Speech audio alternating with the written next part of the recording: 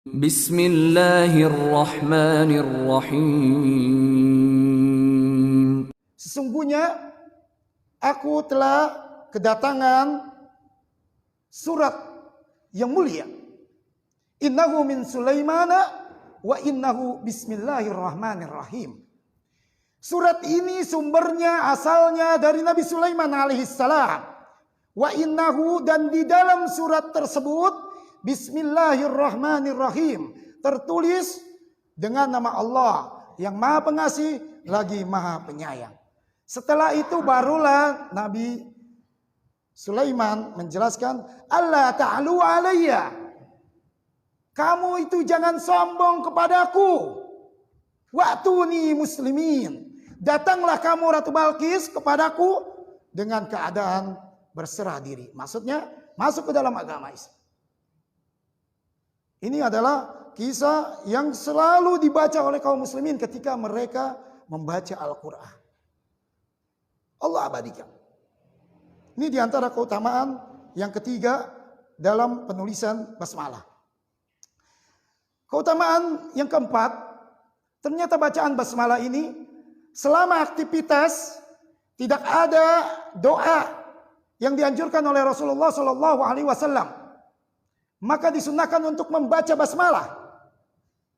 Ya, walaupun memang terjadi ikhtilaf, seperti misalkan ketika wudu, ya, ada sebuah hadis yang diriwayatkan oleh Abu Dawud, la wudu'a liman lam yudhkar ismallahi ta'ala alaih. Tidak sempurna wudu seseorang jika dia tidak membaca basmalah. Sekalipun hadis ini adalah terjadi ikhtilaf apakah dia dhaif atau tidak, ya, maka sebagian ulama menjelaskan, mengambil istimbat bahwa sunnah membaca basmalah ketika berwudu. Apalagi perbuatan-perbuatan yang lain, selama perbuatan tersebut tidak ada doa, tidak ada bacaan-bacaan yang dianjurkan oleh Rasulullah Shallallahu Alaihi Wasallam untuk membacanya, maka silakan sunnah untuk membaca basmalah. Yang kelima, ternyata basmalah ini adalah menjadi penghalang makanan yang kita makan untuk tidak menjadi halal bagi syaitan dari kalangan jin. Rasulullah Shallallahu Alaihi Wasallam bersabda dalam sebuah hadis yang diriwayatkan oleh Abu Dawud, Inna syaitan la yastakhillu ta'ama alladhi lam yudhkar ismullahi alaih. Sesungguhnya syaitan diperbolehkan menjadi halal makanan orang muslim yang dimakannya. Jadi kita memakan makanan apa saja, ini menjadi halal bagi mereka jika kita tidak membaca basmalah ketika kita makan. Maka untuk menjadi haram makanan ini terhadap mereka para syaitan, kita harus membaca basmalah. Ya. Sehingga Rasulullah Shallallahu Alaihi Wasallam mengajarkan, idza akala ahadukum falyudhkar ismallahi ta'ala fa in nasiya ayyudhkar ismallahi ta'ala fi awwalihi faqul bismillahi awwaluhu wa akhiruh. Jika salah seorang di antara kalian itu adalah makan, maka hendaknya dia membaca basmalah. Baca basmalah. Dan makanan yang kita makan ini adalah aktivitas mubah, tetapi dia akan menjadi ibadah jika kita membaca basmalah.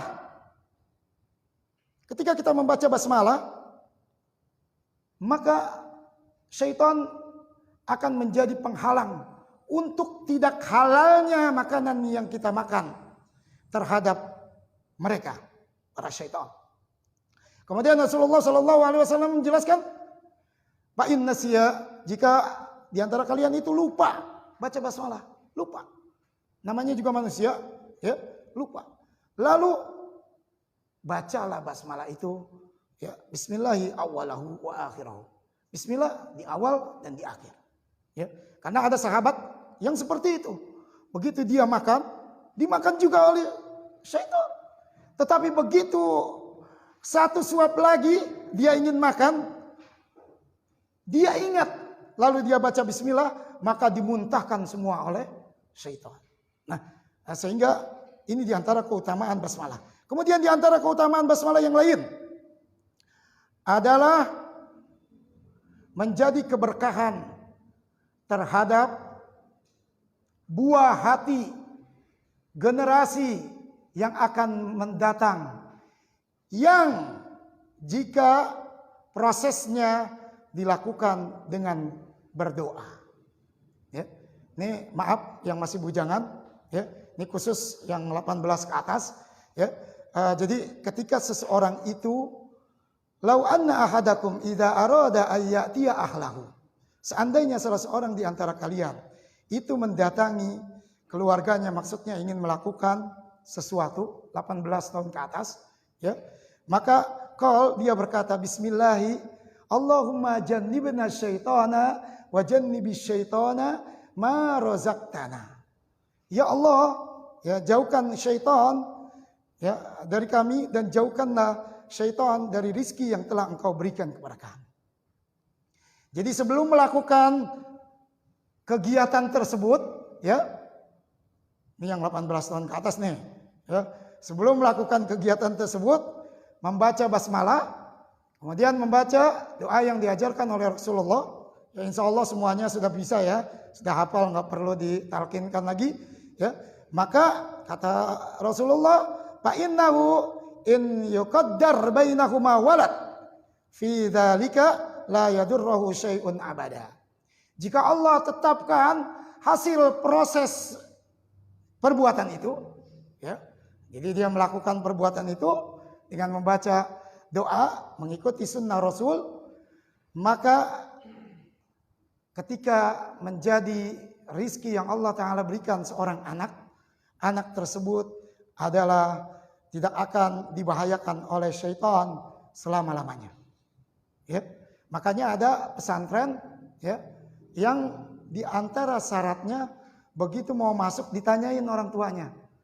Maaf nih Afwan, Umi, Abi, dulu waktu prosesnya si Fulan atau si Fulana baca doa kagak? Waduh, Ustaz, lupa lagi nih Ustaz. Iya, wah kalau lupa lagi jangan ini ya, jangan marah nanti kalau misalkan anaknya pecicilan, misalkan. Tapi kalau ada itu pesantren sampai seperti itu, ya, ditanya orang tuanya. Begitu dia ini, makanya ini juga yang penerimaan siswa baru. Tolong ini ada syarat siapa nih yang menerima siswa? Ditanya kriteria santrinya, iya. Ya, akhirnya kita nggak kewalahan, waduh, ini anaknya super aktif ya kan? Mungkin jangan-jangan, tapi kita husnuzon ya, berbaik sangka. Nah, tanya seperti itu. Memang ini agak sedikit vulgar, tapi ini adalah bagian daripada sunnah. Afwan nih, Abi, Umi, dulu si Fulan ini waktu prosesnya baca doa kagak? Oh iya, insya Allah baca, saya masih ingat kok. Wah, nah itu bagus. Ya kan? Insya Allah anak itu adalah menjadi anak yang seperti dijelaskan oleh Rasulullah Sallallahu Alaihi Wasallam. Itu yang keempat, yang keenam ya, di antara keutamaan basmalah. Yang ketujuh, di antara keutamaan basmalah adalah menjadi tirai, menjadi penghalang bagi kalangan jin untuk tidak melihat aurat manusia. Ya, jin ini adalah dia bisa melihat, mengamati kita dimanapun dia berada, dimanapun kita berada. Ya, tetapi kita tidak bisa melihat dia, sehingga jangan sampai aurat-aurat kita ketika kita buka dilihat oleh dia, sedangkan kita nggak pernah melihat aurat dia. Ya, maka kata Rasulullah Shallallahu Alaihi Wasallam dalam sebuah hadis yang diriwayatkan oleh Imam At-Tirmidzi dari Ali bin Abi Thalib radhiyallahu an, Rasulullah Shallallahu Alaihi Wasallam bersabda, "Satru baina ainainil jin wal aurat bainal adam idza dakhala ahaduhumul khala ay yaqul bismillah."